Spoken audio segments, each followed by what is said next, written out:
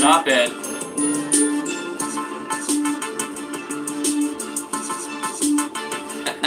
Okay, there's an op-ed here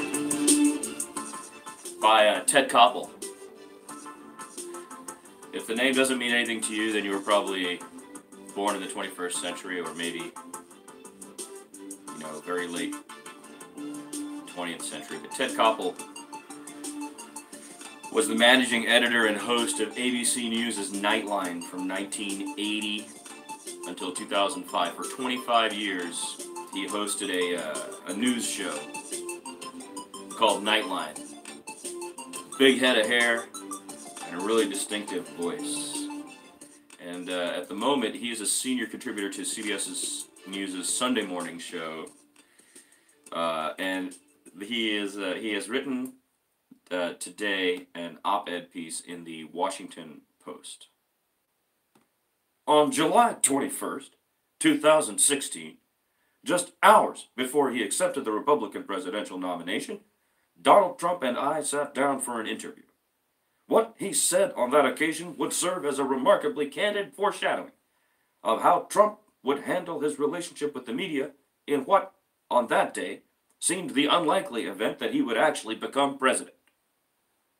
"I don't need you guys anymore," Trump told me. He pointed to his millions of followers on Twitter and Facebook, explaining that the days of television anchors and commentators acting as gatekeepers between newsmakers and the public were essentially over. Without discernible acrimony, Trump trotted out one of the early versions of what would eventually become a leitmotif of his presidency. The media was made up of largely terrible people trafficking in fake news.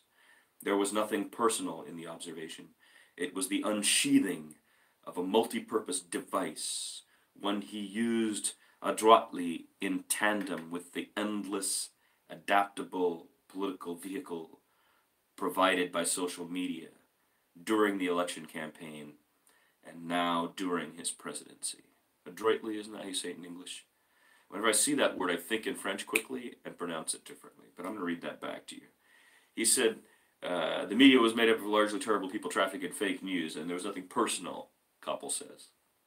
It was the unsheathing of a multi-purpose device, one he used in tandem with the endlessly adaptable political vehicle provided by social media during the election campaign and now during his presidency.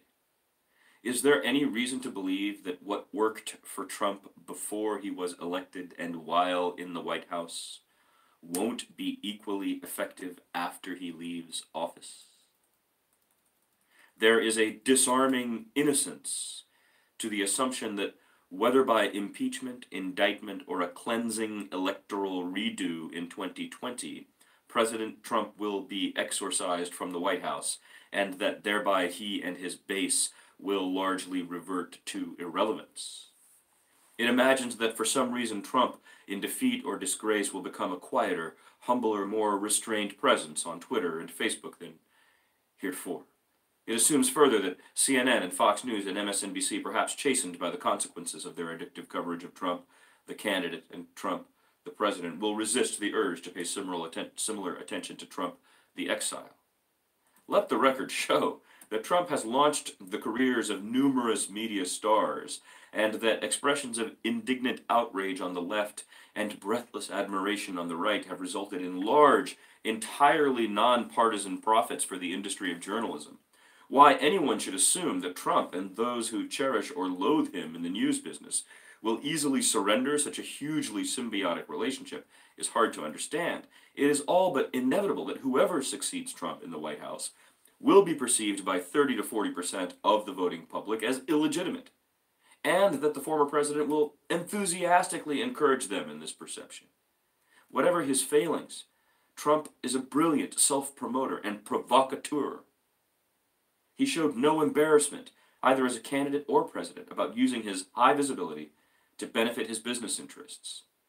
Untethered from any political responsibility whatsoever, he can be expected to capitalize fully on his new status as political martyr and leader of a new resistance that will make today's look supine. The dirty little secret about the United States' relationship with Trump is that we have become addicted to him, His ups, his downs, his laughs, his frowns are, as the lovely song from My Fair Lady once put it, in another context altogether, second nature to us now, like breathing out and breathing in. When he fails to tweet for even a few hours, Trumpologists search for meaning in the silence. Hours are devoted on cable television each and every day to examining the entrails of his most recent utterances. Has there been a day in the past 2 years without a Trump-related story on the front page of every major U.S. newspaper? How does the president lie to us? Let us count the ways, and we do, endlessly, meticulously. Do you believe for a moment that Americans are ready to give that up merely because, for one reason or another, Trump has been obliged to reoccupy Trump Tower full time?